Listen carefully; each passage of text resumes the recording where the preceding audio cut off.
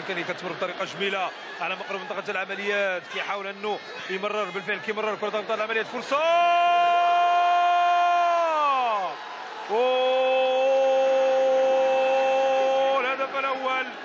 الهدف الاول لصالح فريقنا. شوفوا الاعاده، لاعب سورونانغا كيمرر عند امين الكاس، وامين هو اللي كيسجل، لاعب السابق للجيش الملكي. اذا هدف مقابل لا شيء.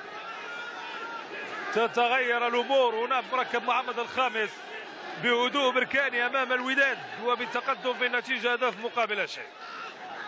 تغيرت الامور بعد مرور 12 دقيقه، وهنا ردة فعل يوسف المريني يحاول انه يهدأ كرسي الاحتياط وما يخليهمش يفرحوا بالهدف، لانه يتلعب عند فابريز. كتلعب كره، فرصه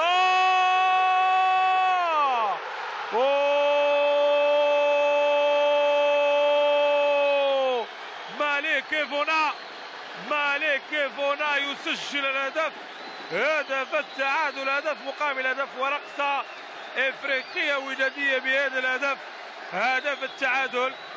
اذا مالك فونا الجابوني يسجل هدف التعادل بعمل انطلق من الدفاع، مترابطات بين اللاعبين، وصل اخر المطاف لمنطقه العمليات، كره عند ايفونا سجل هدف. نشوفوا الاعاده. اذا هدف مقابل هدف.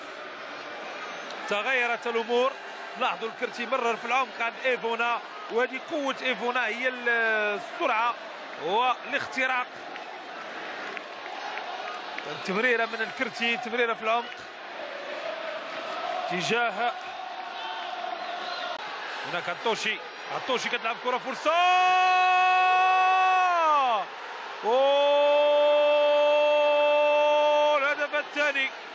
الهدف الثاني بخطأ دفاعي من اللاعب امين عطوشي، لم يكن في البال ولا في الحسبان.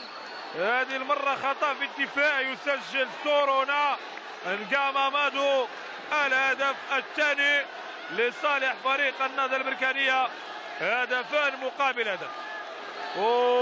يا له من سيناريو، كرة كانت هادئة اصبح فيها هدف للنهضه البركانيه، والمريني لم يهدأ له بال ولا زال يعطي التعليمات ويهدئ اللاعبين بنفس شاكله بنفس الطريقه اللي قام بها باش الهدف الاول.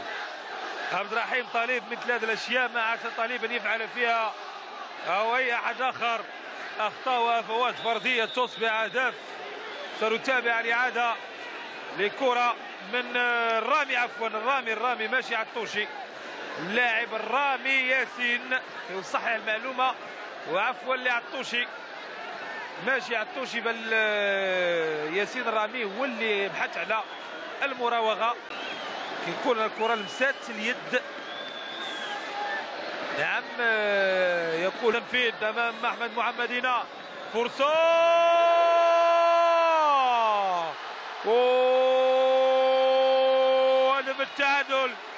هدف التعادل من مالك فونا اللي كيسجل الهدف الثاني له في هذه المواجهه.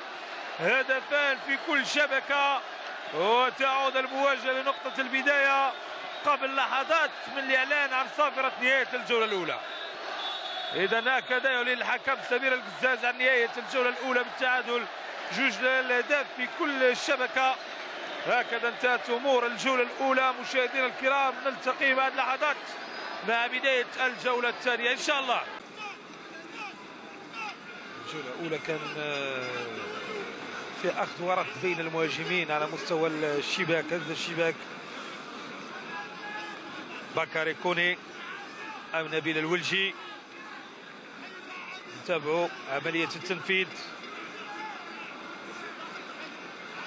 نبيل الولجي عن بكاري كوني ربما، والولجي كيزداد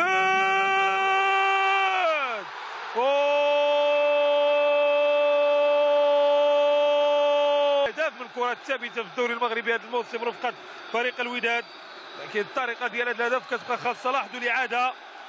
لاحظوا الإعادة في الزاوية 90، رغم أن محمدينا حاول أنه يوقف الكرة.